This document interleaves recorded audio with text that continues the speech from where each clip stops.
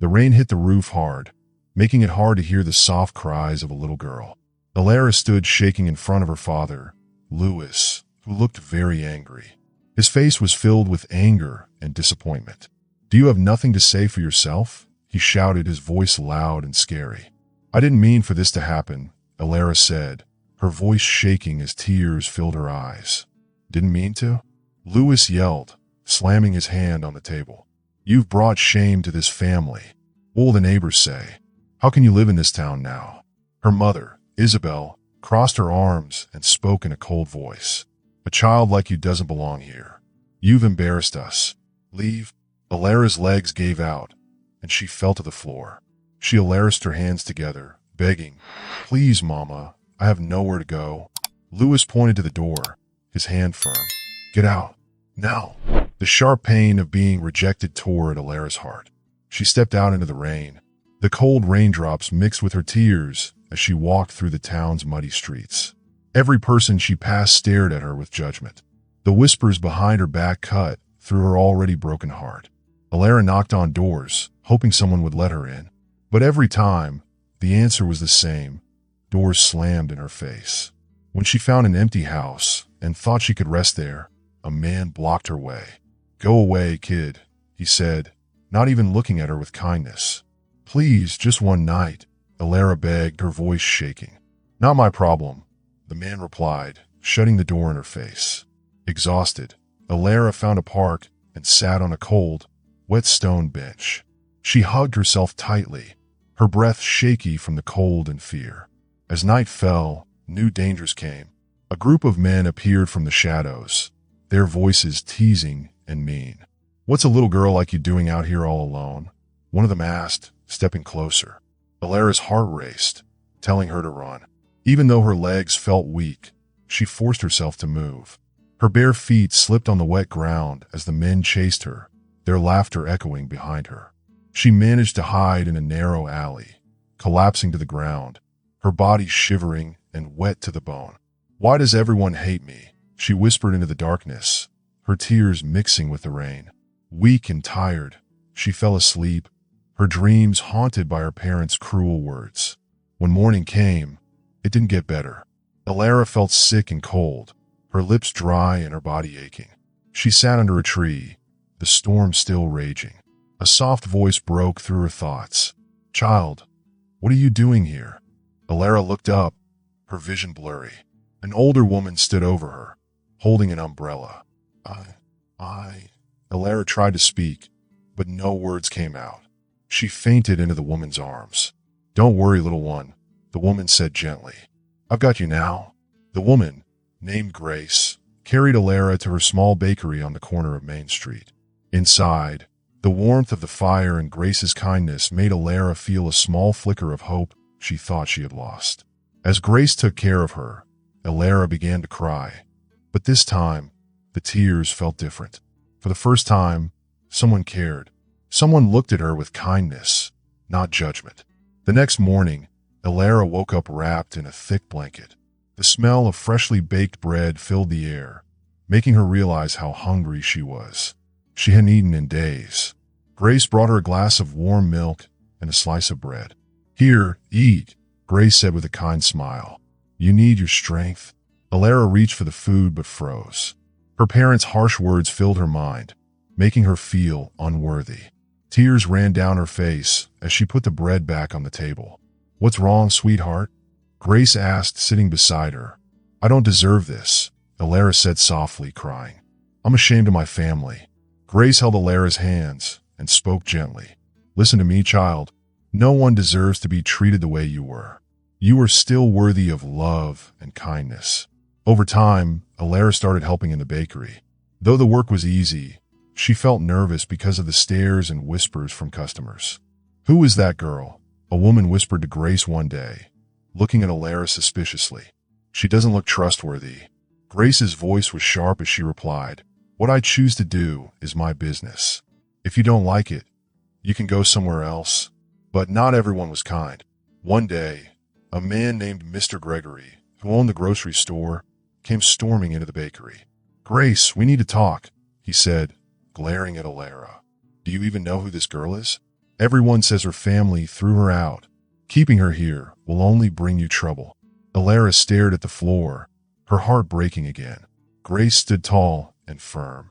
"If you have nothing good to say, Gregory, leave. This girl is harming no one, and you should be ashamed for gossiping." Gregory sneered. "Your bakery's reputation will suffer." "Then don't come back," Grace snapped. But the rumors grew. People in the neighborhood talked about Alara being pregnant and living at the bakery. The whispers turned into open hostility. One evening, while Alara was taking out the trash, a group of teens surrounded her. "Who do you think you are?" one boy sneered. I just want to be left alone," Alara stammered, stepping back. "After what you did," another boy laughed, shoving her to the ground. Grace rushed out, her voice angry. "That's enough. If you can't behave, stay away from here." But the harassment didn't stop. Grace even had to close the bakery for a few days. Alara felt guilty and decided she needed to help. She searched for a job, but every door slammed in her face. By the time she returned to the bakery, she found Grace staring at a pile of bills, looking worried. "I don't know if I can keep this place open," Grace admitted. "I'll leave," Alara said quietly, tears in her eyes. "Don't be ridiculous," Grace replied. "You have nowhere else to go." Even though Grace refused to let her go, Alara felt like a burden. She worked harder in the bakery and kept trying to find a job. One day, while walking through the market, an angry woman accused her of stealing. "She stole my wallet," the woman yelled. "No, I didn't," Alara cried, but no one believed her. When they searched her bag and found nothing, the woman muttered, "She must have hidden it. Girls like her can't be trusted." Alara ran back to the bakery, tears streaming down her face. "I didn't do anything wrong," she sobbed into Grace's arms. "Why does everyone hate me?" "Don't let them win, Alara," Grace said firmly. "You have to be strong." But Alara wasn't sure how much more she could take. The loud sound of the door flying open made Alara jump. Carlos and two of his friends walked in, grinning in a way that felt mean and scary. "Hey, Alara, how's your little bakery doing today?" Carlos asked, his voice teasing and mean. "What do you want?" Alara asked, trying to sound brave, even though her voice shook. Carlos laughed. "We heard Grace is not here, so we thought we'd stop by to keep you company." Alara stepped back nervously as Carlos's grin turned dark. "Please, just leave," she said. "This is not a place for trouble." Carlos smirked. "Trouble? Oh, we're just here to help. But with that attitude, maybe you don't want it." He stepped closer, his voice turning cruel.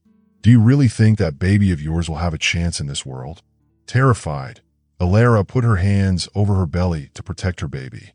"Get out, or I'll call the police," she said, her voice shaking. "Go ahead," Carlos taunted, his smile growing bigger. "Who do you think they'll believe?"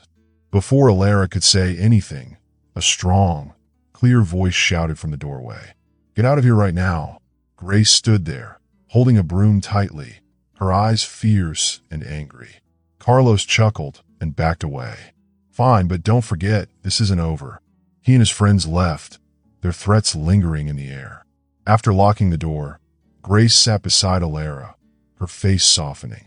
Alara looked down, holding her belly as tears silently fell.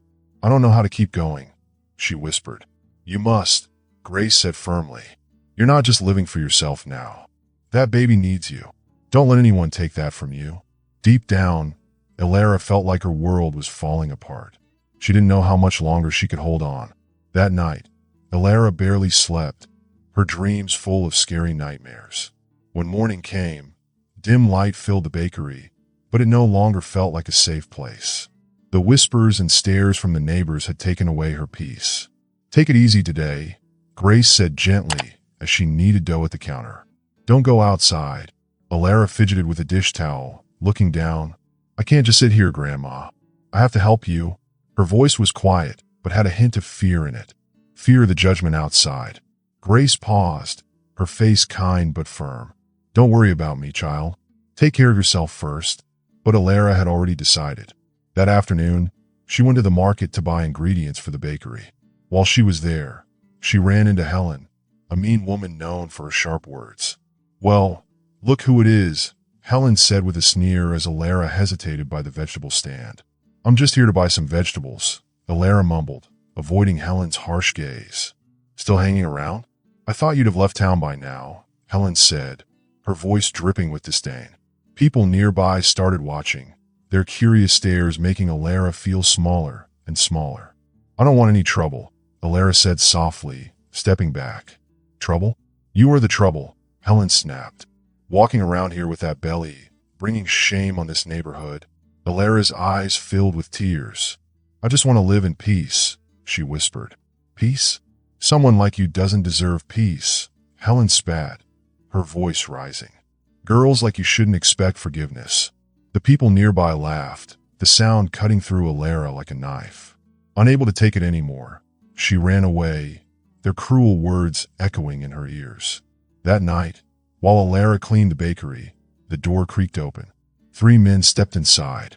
Alara's heart sank when she saw Eddie, one of the men who had bothered her before. Grace is not here, Alara said quickly, trying to stay calm.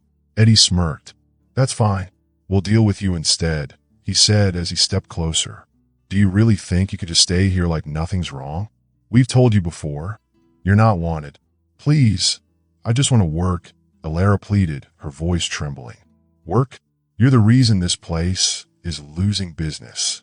No one wants to be around you, Eddie said, slamming his hand on the counter.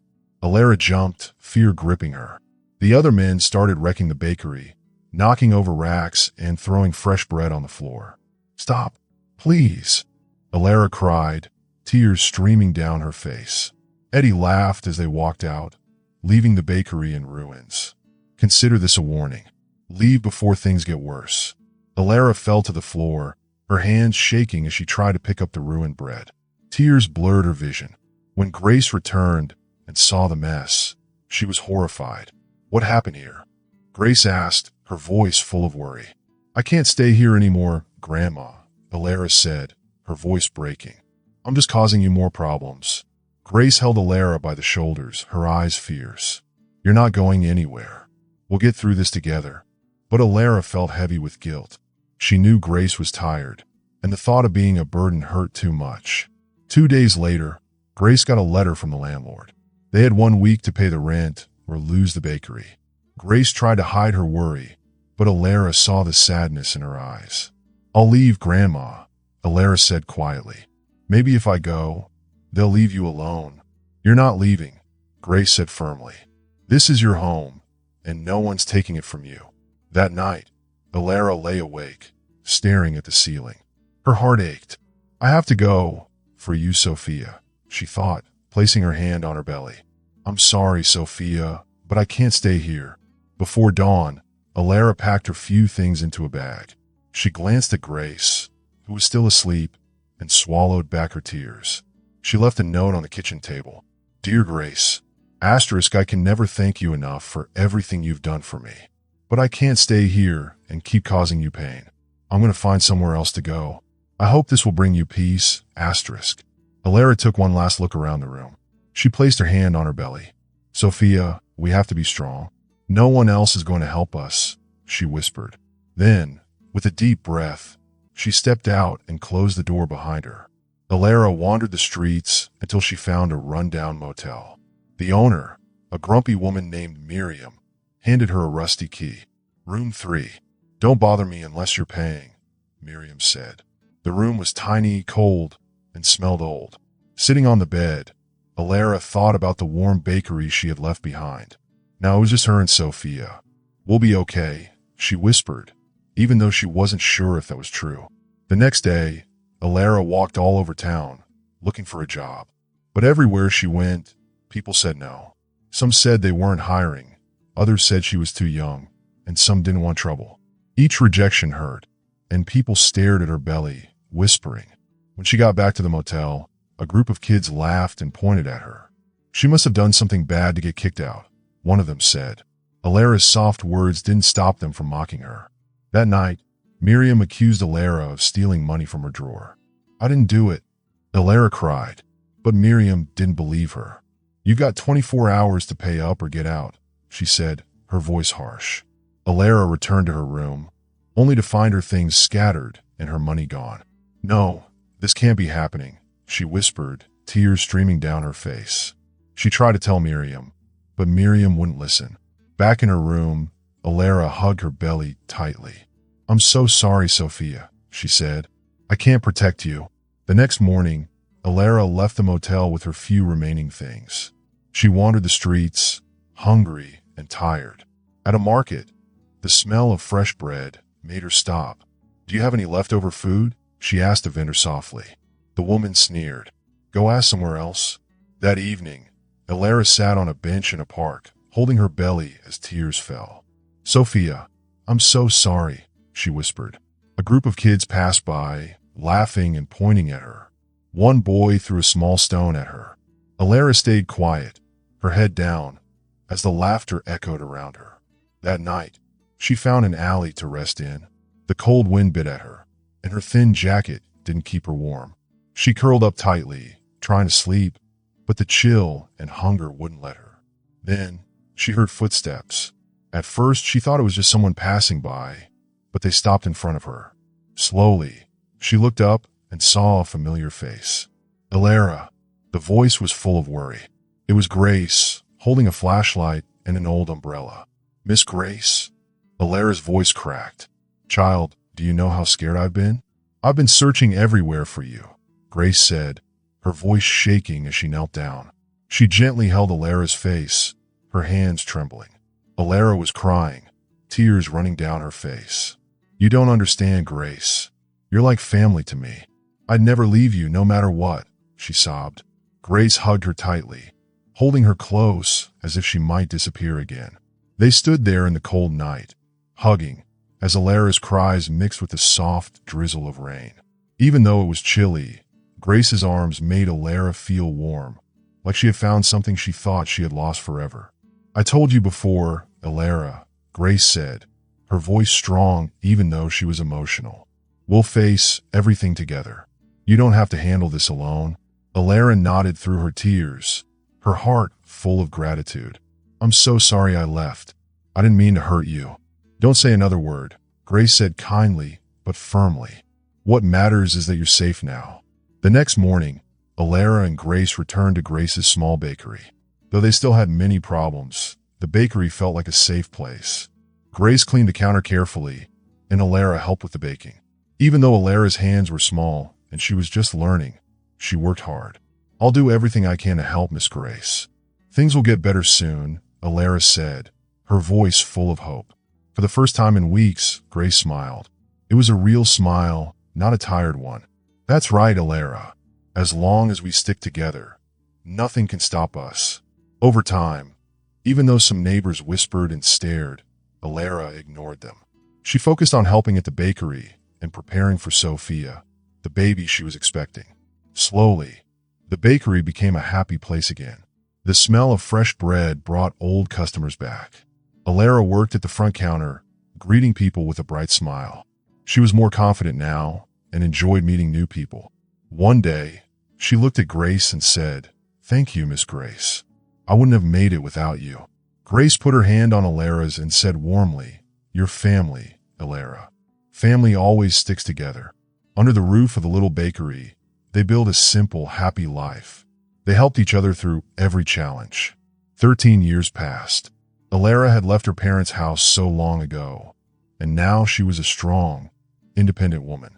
With Grace's love and support, she had overcome hard times. She even opened a small cafe in the suburbs. She named it Sophia, after her daughter, who was Alara's greatest joy. Sophia was now 13 years old, a cheerful and confident girl who helped at the cafe. Her laughter filled the room with happiness. One day, as Alara cleaned the counter, a woman named Margaret walked in. Margaret was in her 60s and had been a good friend of Grace's.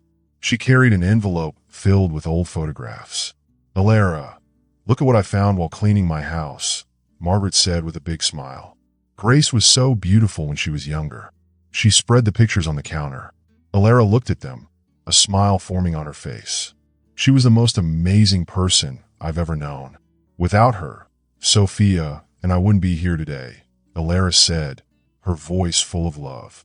Sophia peeked out from behind the counter, curious. "Mom, is that Miss Grace? I've never seen her like this before."